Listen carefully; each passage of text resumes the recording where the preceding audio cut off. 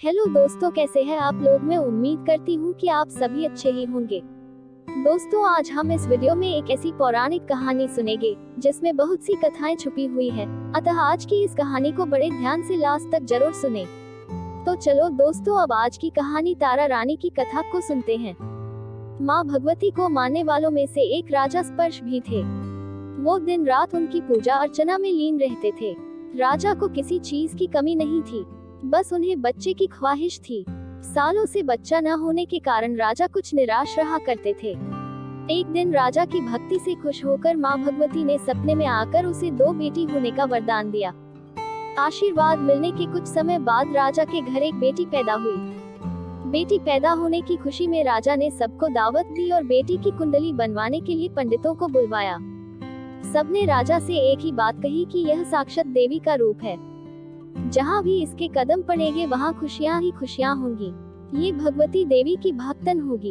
इतना सब कहकर पंडितों ने लड़की का नाम तारा रख दिया। कुछ समय के बाद मंगलवार के दिन राजा के घर एक और बेटी पैदा हुई। ज्योतिषों ने उसकी भी कुंडली बनाए और उदास हो गए। राजा ने जब उनसे उदासी का कारण पूछा तो ज्योतिषों ने बताया कि ये लड़की आपके जीवन में खूब सारा दुख लेकर आएगी। राजा ने ज्योतिषों से पूछा कि आखिर मैंने ऐसे कौन से खराब कर्म किए थे कि इसने मेरे घर जन्म लिया है। ज्योतिषों ने बताया कि आपकी दोनों बेटियां राजा इंद्र की अप्सराएं हुआ करती थी। इनमें से बड़ी बहन का नाम तारा और छोटी का रुक्मन था। एक दिन ये दोनों मिलकर धरती की सैर करने के लिए गईं। दोनों ने ही वहां पहुंचकर एकादशी के दिन का व्रत रखा। तारा ने अपनी छोटी बहन से कहा कि आज एकादशी का व्रत है, इसलिए बाजार जाकर कुछ ताजे फल ले आओ, लेकिन वहाँ कुछ खाना मत। रुक्मन बाजार फल लेने के लिए चली गई। वहाँ उसे मछली के पकौड़े दिखे। उसने झट से उन्हें खा लिया और अपनी दीदी के लिए कुछ फल ले लिए। रुक्मन से तारा ने पूछा कि तुम अपने लिए फल क्यों नहीं लाई। उसने जवाब दिया कि वो मछली के पकौड़े खाकर आई है। तारा ने गुस्से में कहा कि तुम पापीन हो, एकदशी के दिन तुमने मछली खा ली। ऐसे खराब कर्म के लिए मैं तुम्हें छिपकली बनने का श्राप देती हूँ। अब उसी जंगल में तारा की बहन छिपकली बनकर रहने लगी। वहाँ एक जाने माने ऋषि गुरु गोरख भी अपने कुछ शिष्यों के साथ रहते थे। उनके शिष्यों में से एक बहुत ही घमंडी था। अपने घमंड के चलते वो शिष्य कमंडल में पानी भरकर एकांत में बैठकर तपस्या करने लगा।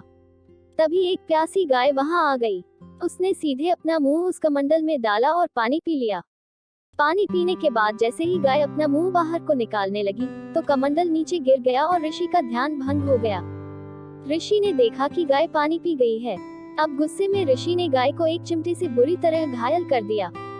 इस बात की जानकारी जब गुरु गोरख को पड़ी तो वो तुरंत गाय को देखने के लिए गए। जैसे ही उन्होंने गाय की हालत देखी वैसे ही अपने उस घमंडी शिष्य को आश्रम से बाहर निकाल दिया। कुछ दिनों के बाद गौमाता पर किए गए उस अत्याचार से होने वाले पाप को कम करने के लिए उन्होंने एक यज्ञ करवाया। इस यज्ञ के बारे में गाय को चिमटे से मारने वाले घमंडी शिष्य को भी पता चला।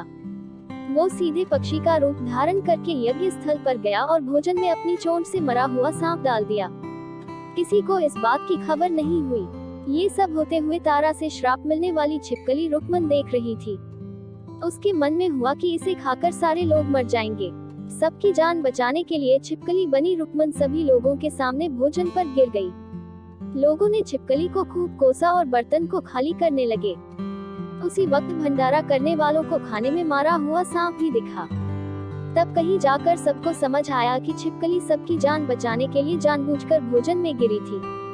एक छिपकली होने के बावजूद भी इतने अच्छे विचार होने की वजह से यज्ञ में मौजूद सारे महत्वपूर्ण लोगों ने कहा कि हमें इस छिपकली की मुक्ति के लिए प्रार्थना करनी चाहिए।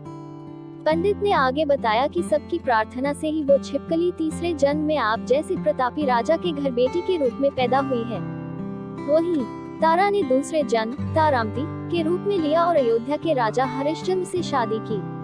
इतनी सब बातें कहने के बाद पंडितों ने राजा स्पर्श को रुक्मन को मारने की सलाह दी। इस बात पर राजा बोले, मैं किसी बेटी को कैसे मार सकता हूँ, ऐसा करना पाप होगा। फिर ज्योतिषों ने कहा कि एक संदूक में सोना चांदी लगवाकर उसके अंदर लड़की को रख देना और संदूक को पानी में बहा देना। उसमें लगा हुआ सोना चांदी देखकर लोग नदी से संदूक जरूर निकालेंगे और लड़की की जान बच जाएगी। राजा ने ज्योतिषों ने जैसा बताया ठीक वैसा ही किया।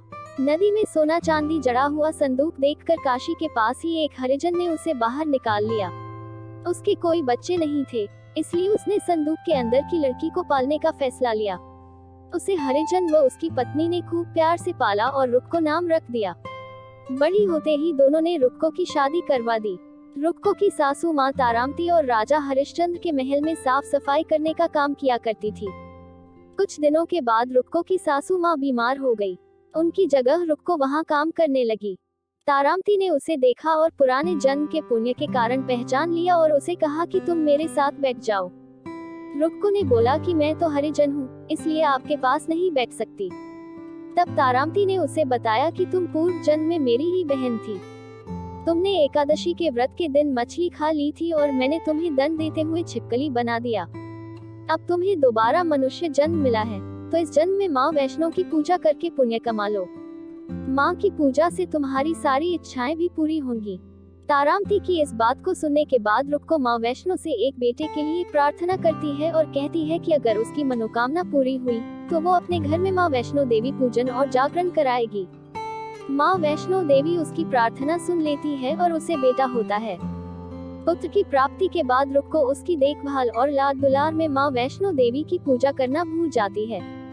ऐसा होते होते 5 साल बीत गए और फिर एक दिन उस बच्चे को चेचक यानी माता निकल आती है। बच्चे की ऐसी स्थिति देखकर परेशान रुक्को अपने पिछले जन्म की बहन तारामती के घर जाकर उन्हें इस समस्या के बारे में बताती है। तब तारामती ने पूछा कि तुमने माँ वैष्णो देवी की पूजा अर्चना में कोई गलती तो नहीं की। फिर रुक्को को याद आता है कि उसने माँ वैष्णो देवी का जागरण कराने का प्रण लिया था। ये बात याद आते ही रुक्को को काफी पछतावा हुआ और मन में माँ से कहा कि बच्चे के ठीक होते ही वो अपने घर में जागरण कराएगी। अगले ही दिन उसका बेटा पूरी तरह ठीक हो जाता है। तभी रुक्को ने माता रानी के मंदिर जाकर पुजारियों को कहा कि मंगलवार के दिन घर में जागरण करवा दीजिए। रुक्को की बात सुनकर पंडित कहते हैं कि तुम यही 5 रुपए दे दो, तुम्हारे लिए हम मंदिर में ही जागरण करा देते हैं। रुक्को कहती है, मुझे पता है कि मैं चमारिन हूँ, लेकिन आप मेरे घर आकर ही जागरण करवा दीजिए। माँ किसी तरह का भेदभाव नहीं करती हैं, तो आपको भी नहीं करना चाहिए। इस पर पंडितों ने विचार विमर्श करके कहा कि अगर रानी आपके जागरण में आती है, तो हम तुम्हारे घर आकर जागरण करने के लिए तैयार हैं। पंडितों की बातें सुनकर रुक्को अपनी बहन रानी तारामती के पास जाती है और तारामती को सारी बात बताती है। रुक्को की बातें सुनकर तारामती जागरण में जाने के लिए तैयार हो जाती है। इस बात को बताने के लिए रुक्को जब पंडित जी के पास जाती है, तब उनके बीच की बातों को सेन नामक नाई सुन लेता है। फिर वह राजा हरिश्चंद्र को जाकर सारी बातें बता देता है। राजा के मन में हुआ कि रानी को नीची जाति वालों के घर जागरण में नहीं जाना चाहिए। इसी वजह से वो अपनी उंगली काट लेते हैं, जिससे उन्हें नींद न आए और रानी जागरण में न जा सके। जब जागरण का समय होता है, तब भी राजा को जागते हुए देखकर रानी मन ही मन माँ वैष्णो देवी से प्रार्थना करती है कि महाराज को नींद आ जाए ताकि मैं जागरण में जा सकूं। रानी की प्रार्थना के कुछ ही देर बाद राजा को नींद आ जाती है। फिर रानी तारामती रोशनदान में रस्सी बांधकर महल से नीचे आकर रुक्को के घर चली जाती है। इसी जल्दबाजी में रास्ते में ही रानी का रेशमी रुमाल और एक पांव का कंगन गिर जाता है। इधर कुछ वक्त बाद राजा हरिश्चंद्र की नींद टूट जाती है। नींद खुलने पर रानी को अपने पास न देखकर राजा उसकी तलाश में निकल जाते हैं। रानी को ढूंढते ढूंढते उन्हें रानी का रुमाल और कंगन मिलता है। रानी की चीजों को अपने साथ लेकर राजा जागरण स्थल पहुंचते हैं और एक जगह चुपचाप बैठकर जागरण सुनने लगते हैं। माँ वैष्णो देवी के जयकारे के साथ जागरण खत्म होता है और सभी को प्रसाद दिया जाता है। तब रानी अपने हिस्से के प्रसाद को झोली में डाल लेती है। रानी के ऐसा करने पर लोग उनसे पूछते हैं कि वो प्रसाद क्यों नहीं खा रही हैं। अगर आप प्रसाद का सेवन नहीं करती हैं, तो जागरण में आए लोग भी प्रसाद नहीं खाएंगे। तब रानी बोलती है कि वो प्रसाद राजा के लिए था, अब आप मुझे प्रसाद दीजिए। फिर अपने लिए प्रसाद लेकर रानी सबके सामने उसे खा लेती है। रानी के प्रसाद खाते ही जागरण में मौजूद सभी भक्तों ने भी प्रसाद खाया। उसके बाद रानी महल के लिए निकल जाती है। तभी रास्ते में ही राजा उन्हें रोककर पूछते हैं कि तुमने नीच जाति के घर प्रसाद खाकर खुद को अपवित्र कर लिया है। तुमने मेरे लिए भी प्रसाद रखा है, अब तुम उससे मुझे भी अपवित्र करना चाहती हो। अब मैं तुम्हें अपने महल नहीं लेकर जा सकता। ये बोलते हुए जब राजा रानी की झोली को देखता है, तब उन्हें प्रसाद की जगह गुलाब, चंपा जैसे अनेक फूल और कच्चा चावल व सुपारियां नजर दिखती हैं। इस चमत्कार को देखकर राजा हैरान हो जाते हैं। फिर राजा चुपचाप रानी को अपने साथ लेकर महल पहुंचते हैं। वहां रानी बिना माचिस के ही माता रानी के सामने दीप जलाकर राजा हरिश्चंद्र को और हैरान कर देती है। फिर रानी बोलती है कि माता के दर्शन करने के लिए बहुत बड़ा त्याग करना पड़ता है। इसके लिए आपको अपने बेटे रोहिताश्व की बलि देनी होगी, तभी माँ दुर्गा आपको साक्षात दर्शन देगी। ये सुनकर राजा के मन में माँ के दर्शन की इच्छा होने लगी, जिसके लिए राजा अपने पुत्र की बलि दे देते हैं।